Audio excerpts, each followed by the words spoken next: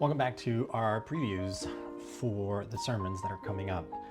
Today's preview is for Revelation 18, entitled Jesus in the Fake Church Part 2.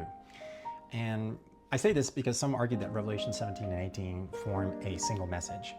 One gives a description of what Babylon is, and the other gives a description of how Jesus destroys that fallen city, or woman, or system, and the pull it has over his people. And it says in chapter 18 that this happens fast.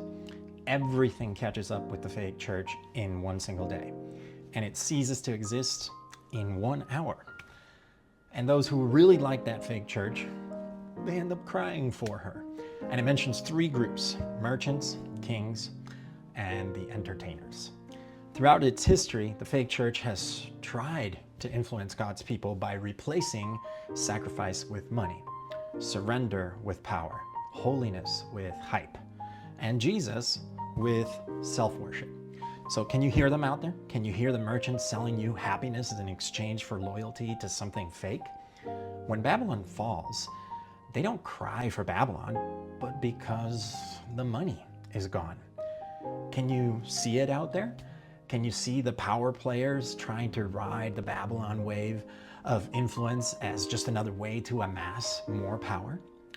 When Babylon falls, they don't cry for her. They weep because there's nothing left to control or boss around.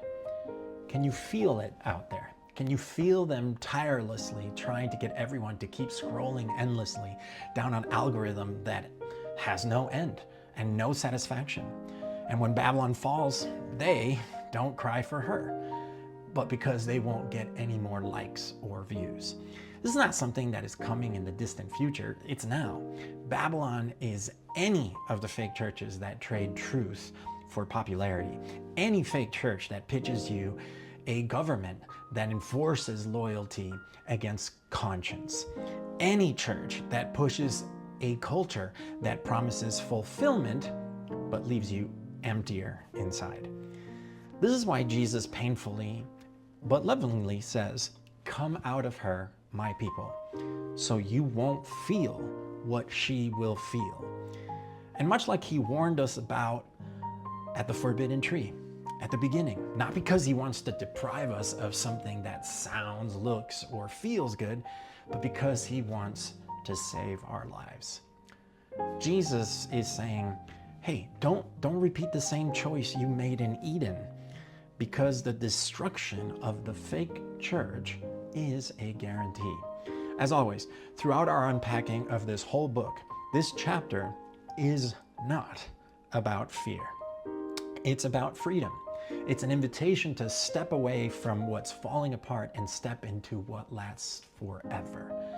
And that's the kingdom of Jesus. God is calling you not to restrict you, but to rescue you. And the choice is yours. Are you with the group that is sad about the fake system ending? Or are you happy about Jesus's victory over the fake?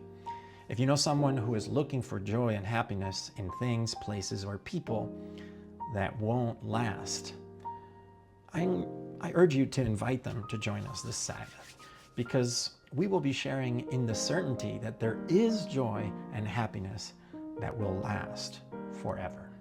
See you this Sabbath.